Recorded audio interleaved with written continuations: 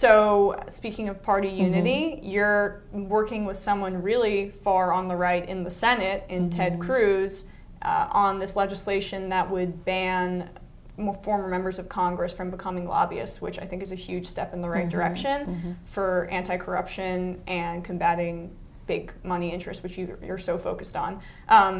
He's a really huge right-winger. I'm super shocked that he decided to work with you. Can you talk about what that's been like, and if he's actually moving along in that process or just tweeting at you for attention? Yeah. I mean, our legislative teams are meeting, so we're going to see how far we can push this.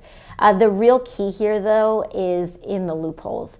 So one of the things that a lot of people don't know, and this is something that I kind of discovered when we started digging into this, is that it's not about banning members of Congress from becoming registered lobbyists just as a straight rule, because there are so many dark money loopholes where, okay, you're not a registered lobbyist, but you can go work for a lobbying firm and consult the firm, and that gets you out of actually being a registered lobbyist, but you're still essentially lobbying. Right. And so what we found was last year, this whole conversation started by finding out that the vast majority of members that left their seats last year have gone on to lobbying.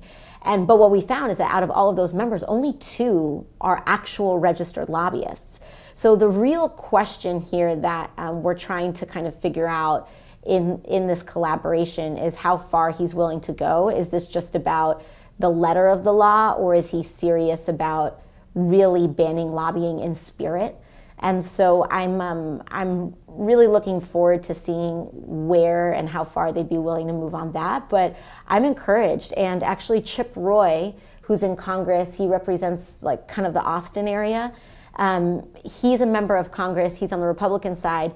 He used to be Ted Cruz's chief of staff, I believe. He used to be a staffer for Ted Cruz. Now he's in Congress, and he reached out to us as well. So, I think there's some wiggle room here. It's super bizarre, really weird. Never thought in my life that one of my first pushes would be alongside Ted Cruz. Right. But I think it really shows what the true spirit of not being partisan is, and that bipartisanship doesn't mean let's come together to go to war and lower taxes on the rich, but bipartisanship means, okay, I will swallow all of my distaste in this situation because we have found a common interest. And common cause, I think, can transcend bipartisanship, and I think that's the way that we should go.